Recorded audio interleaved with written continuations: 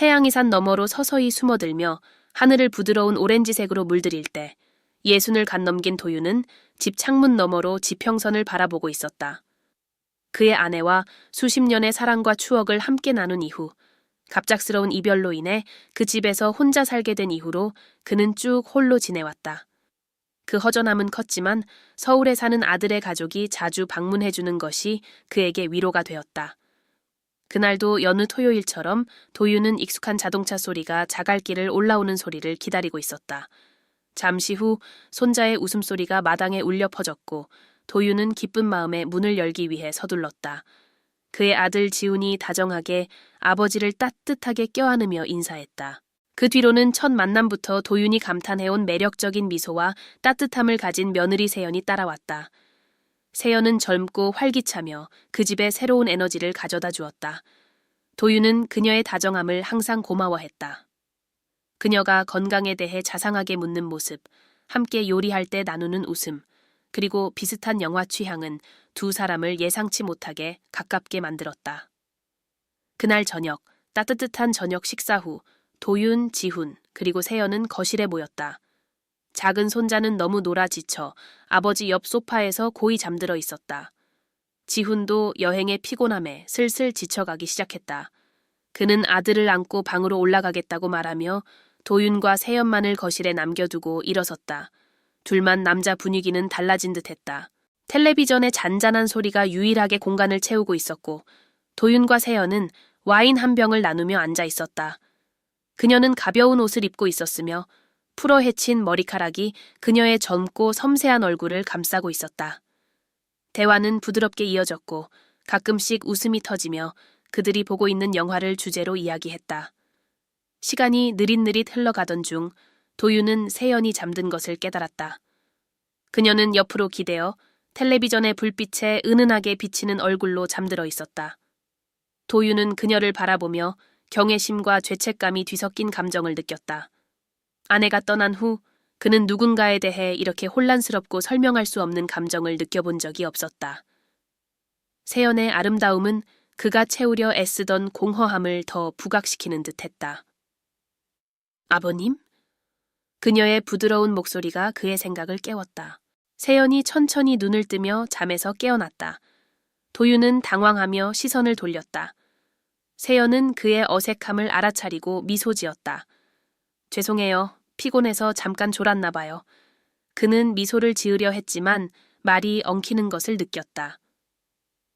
아니, 괜찮았어요. 세연은 소파에서 몸을 일으키며 가볍게 그의 다리에 손을 올렸다. 그 터치는 의도치 않은 것일 수도 아니면 의도된 것일 수도 있었지만 도윤의 심장은 쿵쾅거렸다.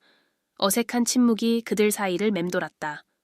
둘 다 말할 수 없는 것들, 허락될 수 없는 것들을 알고 있었다. 그러나 부드러운 불빛과 와인의 온기 속에서 무언가가 바뀌는 듯했다. 세연은 앞으로 몸을 기울이며 도윤을 바라보았다. 그의 눈빛을 알 수 없었다. 아버님, 많이 외로우시죠? 그녀의 목소리는 위험할 정도로 다정했다. 도윤은 침을 삼켰지만 대답할 수 없었다. 그의 모든 이성이 이 상황에서 물러나라고 외치고 있었다. 이 순간을 없던 일로 하고 싶었다. 그러나 그녀의 눈빛은 그를 무장해제시켰다. 그는 더 이상 젊은 혈기에 휩쓸리는 사람이 아니었지만 세연이 이렇게 가까이 있을 때는 누구보다 무방비해진 것 같았다. 시간이 느릿느릿, 마치 게으르게 흘러가고 있었다. 그러다 도윤은 세연이 깜빡 잠이 든 것을 깨달았다. 그녀는 옆으로 몸을 기울여 있었고 얼굴은 텔레비전의 불빛에 부드럽게 비추어졌다. 도윤은 그녀를 바라보며 경외감과 죄책감이 뒤섞인 감정을 느꼈다. 아내가 떠난 이후로 그는 누구에게도 이렇게 혼란스럽고 설명할 수 없는 감정을 느껴본 적이 없었다. 세연의 아름다움은 그가 채우려 애쓰던 공허함을 더 부각시키는 듯했다. 아버님, 그녀의 부드러운 목소리가 그의 생각을 깨웠다. 세연은 천천히 눈을 뜨며 잠에서 깨어났다. 도윤은 당황하여 시선을 돌렸다. 세연은 그의 어색함을 알아차리고 미소 지었다. 죄송해요. 피곤해서 잠깐 졸았나 봐요. 그는 미소를 지으려 했지만 말이 엉키는 것을 느꼈다. 아니, 괜찮았어요. 세연은 소파에서 몸을 일으키며 가볍게 그의 다리에 손을 올렸다. 그 터치는 의도치 않은 것일 수도 아니면 의도된 것일 수도 있었지만 도윤의 심장은 쿵쾅거렸다. 어색한 침묵이 그들 사이를 맴돌았다. 둘 다 말할 수 없는 것들, 허락될 수 없는 것들을 알고 있었다. 그러나 부드러운 불빛과 와인의 온기 속에서 무언가가 바뀌는 듯했다. 세연은 앞으로 몸을 기울이며 도윤을 바라보았다. 그의 눈빛을 알 수 없었다. 아버님, 많이 외로우시죠? 그녀의 목소리는 위험할 정도로 다정했다. 도윤은 침을 삼켰지만 대답할 수 없었다. 그의 모든 이성이 이 상황에서 물러나라고 외치고 있었다. 이 순간을 없던 일로 하고 싶었다. 그러나 그녀의 눈빛은 그를 무장해제시켰다. 그는 더 이상 젊은 혈기에 휩쓸리는 사람이 아니었지만 세연이 이렇게 가까이 있을 때는 누구보다 무방비해진 것 같았다. 세연의 시선은 도윤이 수년간 쌓아 올린 방어막을 뚫고 들어오는 듯했다. 그는 얼굴이 화끈거려서 부끄러움을 느끼며 시선을 피했다. 그러나 그가 무언가를 말하기도 전에 그녀가 그의 손을 잡았다. 그녀의 차가운 손가락이 그의 따뜻한 피부에 닿아 대조를 이루었다. 저는 아버님을 정말 존경해요. 그녀가 말했다. 그 목소리는 존경심과 위험한 무언가 사이를 아슬아슬하게 넘나들고 있었다. 지우는 항상 아버님이 얼마나 훌륭한 아버지였는지, 가족을 위해 얼마나 헌신하셨는지 이야기해요. 저도 그걸 느껴요. 아버님은 여전히 강하시고 여전히 존재감이 넘치세요. 도윤은 어떻게 대답해야 할지 몰랐다. 그녀의 말은 다정했지만 그 속에는 무언가가 숨어 있었다. 그는 손을 천천히 뺐으며 침착함을 유지하려 애썼다. 세연, 너는 너무 친절하구나. 나는 그저 모든 아버지가 할 일을 했을 뿐이야. 그녀는 고개를 기울이며 입가에 의미심장한 미소를 지었다. 모든 아버지가 그러진 않아요. 그녀가 말했다. 목소리는 조금 낮아졌다. 아버님은 특별해요. 이어진 침묵은 무겁고 거의 만질 수 있을 듯했다. 도윤은 그 생각을 떨쳐내고 싶었고 그가 느끼기 시작한 욕망이 사라지기를 바랐지만 오랫동안 느끼지 못했던 감정을 세연이 불러일으킨 것은 부정할 수 없었다. 세연은 천천히 일어나며 그녀의 드레스가 우아하게 곡선을 따라 흘러내렸다. 그녀는 창가로 다가가 밖을 내다보았다. 어둠 속에는 비밀을 감추고 있는 듯했다. 도윤은 그녀를 바라보며 올바름과 마음속의 욕망 사이에서 점점 더 갈등을 느꼈다. 아버님도 누군가의 곁이 그리우시죠? 세연은 등을 돌린 채 부드러운 목소리로 물었다. 도윤은 목이 메이는 것을 느꼈다. 대화가 위험한 방향으로 흘러가고 있음을 알았지만 멈출 수가 없었다. 그녀의 말은 그를 무장해제시켰고 아내가 떠난 후부터 친밀함과 연결을 갈망하던 그의 마음을 건드렸다. 그립다. 그는 말했다. 목소리가 떨렸다. 그가 수치심이 느껴졌지만 동시에 고통스럽게 안도감이 들었다. 세연은 그를 돌아보았다. 그녀의 눈에는 도윤이 해석할 수 없는 빛이 있었지만 그를 불나방처럼 불길로 이끌었다. 그녀는 그에게 한 걸음, 또 한 걸음 다가갔다. 이제 그들은 불과 몇 센티미터 차이만 남았다. 도윤은 그녀의 향기를 맡을 수 있었다. 그 향기는 부드럽고 달콤해서 그의 심장을 더 빠르게 뛰게 만들었다. 그는 물러서고 싶었고 이 순간이 그가 평생 지켜온 도덕을 위협하는 듯해 도망치고 싶었다.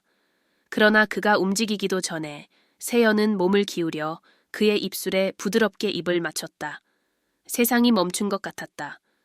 시간이 그 순간에 얼어붙은 듯했다. 도윤은 놀라움에 아무런 반응을 하지 못했다. 그러나 동시에 그의 혈관 속에 끓어오르는 욕망도 느꼈다. 그것은 짧고 거의 입술이 닿는 정도의 키스였지만 그 안에는 그가 오랫동안 묻어두었던 무언가를 깨웠다. 세연은 물러나며 그의 눈을 뚫어져라 바라보았고 도윤은 그녀가 후회하지 않는다는 것을 알 수 있었다. 그 눈에는 도전과 도발이 서려 있었지만 동시에 위험한 다정함도 묻어 있었다. 미안해요. 그녀는 속삭였지만 그 목소리에는 죄책감이 느껴지지 않았다. 제가 그렇게 하지 말았어야 했는데 하지만 둘 다 이미 너무 늦었다는 것을 알고 있었다. 뭔가가 깨어나 버렸고 도윤은 아무리 원해도 이제는 되돌릴 수 없다는 것을 알았다. 도윤은 가만히 서 있었다. 아직도 그 짧은 입맞춤의 따스함이 그의 입술에 남아 있었다. 그는 적절한 말을 찾고 싶었고 현실로 돌아올 무언가를 말하고 싶었지만 그의 마음은 서로 충돌하는 감정들로 혼란스러웠다. 이성은 그에게 물러서라고, 이 상황을 여기서 끝내라고 외쳤지만 수년간 억눌렸던 욕망이 그를 움직이지 못하게 했다. 세연은 한 발 물러섰지만 그녀의 눈은 여전히 그의 시선을 사로잡고 있었다. 그들 사이에는 말로 표현할 수 없는 이해가 흐르는 듯했다. 그녀는 마침내 시선을 돌리며 거의 혼잣말처럼 중얼거렸다. 저 쉬러 가야겠어요. 하지만 그녀는 움직이지 않았다. 그녀는 거기 서서 주저하고 있었다. 마치 그의 반응을, 그 침묵을 깨트릴 무언가를 기다리는 것 같았다. 도유는 손끝이 저릿해지는 것을 느꼈고 무의식적으로 손을 뻗어 그녀의 팔을 가볍게 잡았다. 세연이 그를 바라보았고 둘 다 그 손짓이 말로 표현할 수 없는 무언가를 의미한다는 것을 알고 있었다. 그는 물러설 수 있었다. 아직 늦지 않았다. 그녀의 손을 놓고 아무 일도 없었던 것처럼 행동할 수 있었다. 그러나 도유는 지금 가슴이 격렬하게 뛰는 것을 막을 수 없었다. 세연, 그는 그녀의 이름을 속삭였다. 그것은 거의 사과 같았지만 그녀는 다시 다가왔고 이번에는 키스가 더 강렬하고 결연했다. 그들의 입술이 마주쳤고 억눌려 왔던 갈망이 터져 나오는 듯했다. 그들은 그동안 피하려 했던 감정에 굴복한 것 같았다. 시간은 더 이상 의미가 없었다. 그 조용한 방에서 세상이 잠든 동안 도윤과 세연은 동시에 아름답고도 파괴적인 충동에 몸을 맡겼다.